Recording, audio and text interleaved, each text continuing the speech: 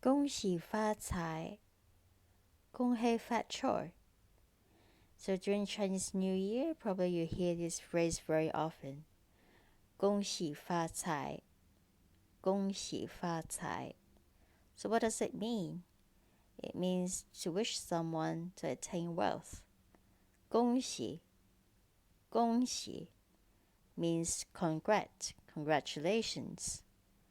发财, 发财 means to attain wealth. 财 means wealth. So 恭喜发财 is to wish someone to gain wealth.